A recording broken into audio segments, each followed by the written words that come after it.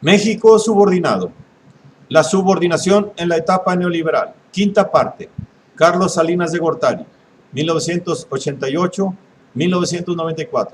El Salinato, sección 2. Esta es una obra del maestro Héctor Alejandro Mora Gallardo. La radiografía dictaminaba la realidad del caso clínico analizado. Los remedios no rendían el efecto esperado. La inflación no cedía y la distribución del ingreso, por supuesto que empeoraba con una administración que tiende de manera sistemática a disminuir el gasto público y a retornar al mercado monetario el mercado monetario al sector privado, propiciando un franco estímulo a la especulación y acelerando la devaluación de la moneda. Y el efecto fiscal deterioraba aún más la condición de los asalariados de abajo, pues si los ingresos reales caían, las tasas impositivas se incrementaban. En México, la política tributaria grava con mayor severidad y eficacia los sueldos y salarios, en comparación con los provenientes de los rendimientos del capital, los cuales continúan sujetos a tratos especiales, privilegios y aún escapan a la acumulación.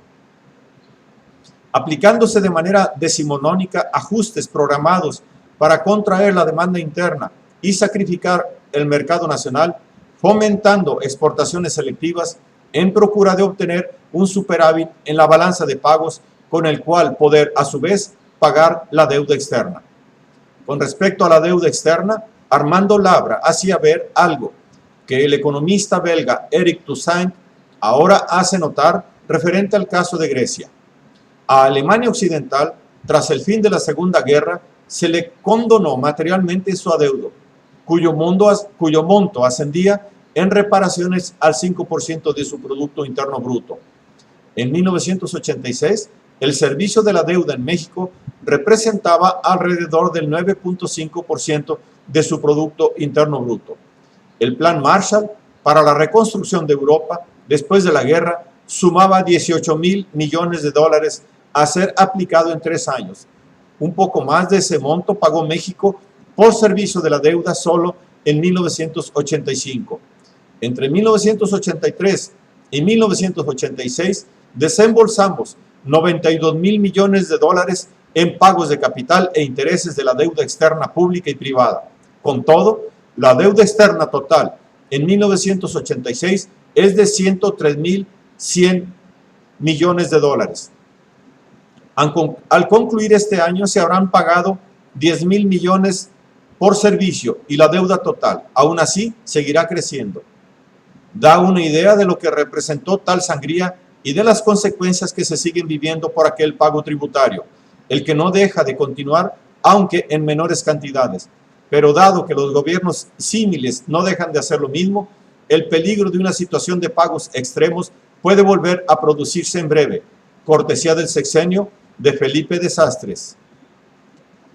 Circunstancias históricas y geopolíticas distintas que incluyen diferencia en las cantidades en dólares referidas, acorde con un menor valor de la moneda en los 80. Pero lo de fondo radica en un trato político diferente acorde con la voluntad de los acreedores de la banca atlántica.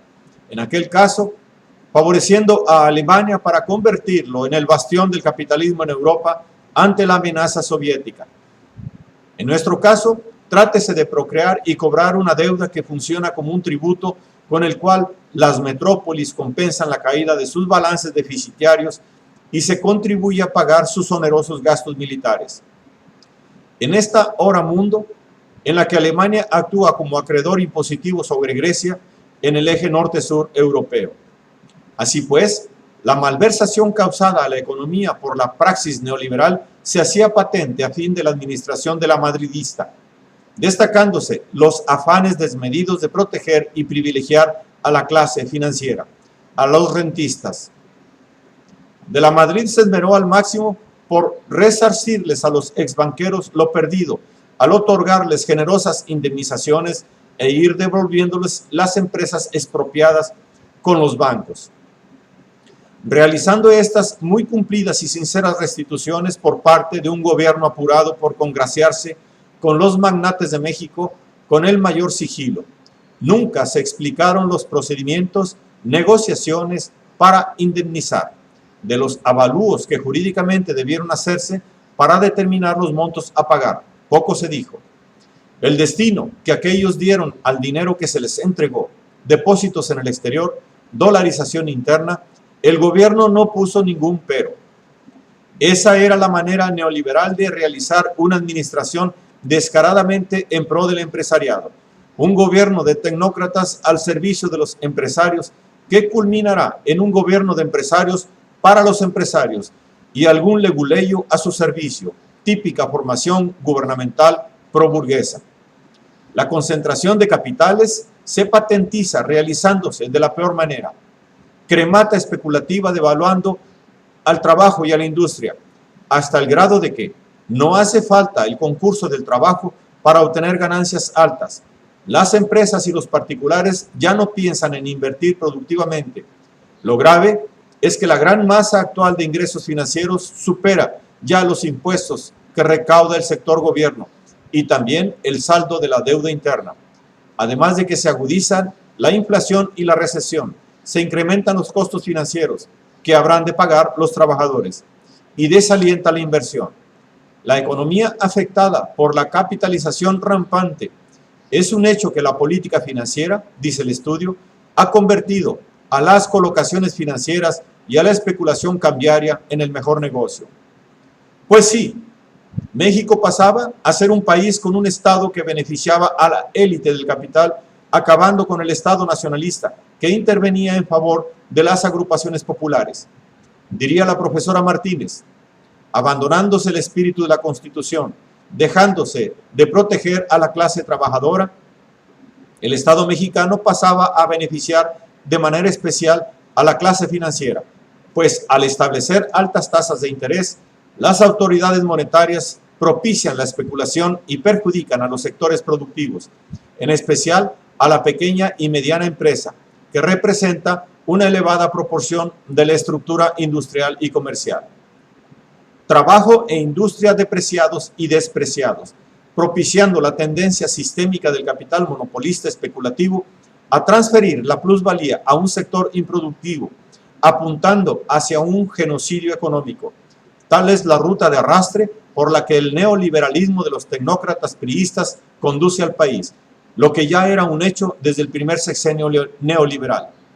Para ese entonces, la bolsa, cual banca paralela, más que compensar, beneficiaba con creces a la vieja y nueva horma de banqueros, los que mezclados con grandes empresarios conformaban la élite capitalista que la tecnocracia priista procreaba. Alberto Balleres como propietario mayoritario de Industrias Peñoles, expropietario de Banca Cremi, se resarcía con la casa de bolsa Cremi, siendo también principal accionista en Mexicana de Aviación, Palacio de Hierro y Refractarios Green. Claudio X González, a la sazón presidente del Consejo Coordinador Empresarial, así como principal capitalista en la empresa Kimberly Clark de México. El monopolio de la industria del papel en este país se veía beneficiado en el mercado de dinero al ser un relevante accionista de Operadora de Bolsa, la principal casa de bolsa propiedad de Eduardo Legorreta, a su vez accionista en un numeroso grupo de empresas que cotizaban en su propia bolsa. Grupo Industrial Saltillo, Eaton Manufacturera, Nacional de Cobre, Sanmors Hermanos, Industrias H24, Grupo Polar e Industrias Sincro, controladora de empresas industriales y comerciales, entre otras. Un círculo selecto, pues. Adrián Sada seguía siendo figura preeminente cual empresario banquero bolsista, participando en el mercado de dinero con la controladora Vitro, además de su base en el Grupo Monterrey, que incluía a Alfa y a Sidsa, teniendo también propietariedad en operadora de bolsa. Manuel Senderos Irigoyen era otro miembro del club de los empresarios adinerados que se reforzaba en la bolsa, siendo accionista de Industrias Negromex, Spicer, Dex Sociedad de Fomento Industrial y de Industrias Resistol, las que cotizaban alto en la bolsa mexicana. También figuran en la lista de consejeros de la Serie B de Banamex los siguientes personajes: Julio Gutiérrez Trujillo, presidente del Consejo de Administración y director general del Grupo Condumex y accionista de la papelera San Cristóbal. Gilberto Borja, accionista de Primsam, constructora de maquinaria y equipo, Tremec y otras. Valentín Díez Morondo, de Industria Sincro, y Enrique Burs, accionista de la Casa de Bolsa Inverlat. De Agustín Legorreta, ex dueño del Banco Nacional de México, una élite de dueños de casas de bolsa y o empresas o principales accionistas de otras muchas que incluían a magnates como José Madariaga Lomelí, director de la Casa de Bolsa Probursa, controladora de las sociedades de inversión Fobur y Fondo Progresa, a su vez importante accionista en empresas como Editorial Diana, fundidora de Aceros Tepeyac, Grupo SIDEC, Industrias Eléctrica, Moresa y otras. Carlos Janrón, desde el Grupo Atlacomulco, propietario de Industrias Campos Hermanos y de Industrias Purina, participaba en la bolsa como presidente del Consejo de Administración de Inverlat. Eloy Ballina, ex banquero prominente, pasaba a recompensarse en el negocio bursátil con la Casa de Bolsa Comercial, siendo propietario de Ponderosa Industrial S.A., puntal del Grupo Chihuahua. Apareciendo ya en un lugar distinguido, Carlos Slim Elú como presidente del Consejo de Administración de la Casa Inversora Bursátil, participando también como presidente de Seguros de México, Ulera El Centenario, Artes Gráficas Unidas y de Loreto y Peña Pobre. Y es un fuerte accionista en Anderson Clayton Company, Cigarros La Tabacalera Mexicana, Sambors Hermanos, entre otras. Un breve listado para darse una idea del quién es quién entre los empresarios bolseros, un club por demás exclusivo y selecto. Magnates que con las instituciones bursátiles promovieron un mercado de capital, dinero y especulación superior a la vieja banca, por ser las casas de bolsa instituciones más apropiadas para desarrollar al capital especulativo que ha de predominar en un país en el que pasa a campear el monetarismo rampante. Empresarios que se autofinanciaban con sus propias casas bursátiles con una praxis parasitaria se aprovechaban de la banca nacionalizada para apropiarse de fondos ajenos con los que mantienen sus empresas, absorben otras y crean más. Es decir, las casas de bolsa aprovechan su papel de intermediarios financieros para sacar a flote a las empresas de las cuales son extensión y les generan una riqueza superior a la que obtendrían a base de trabajo y productividad. Para tal propósito auxiliar, sí que servía la banca nacionalizada.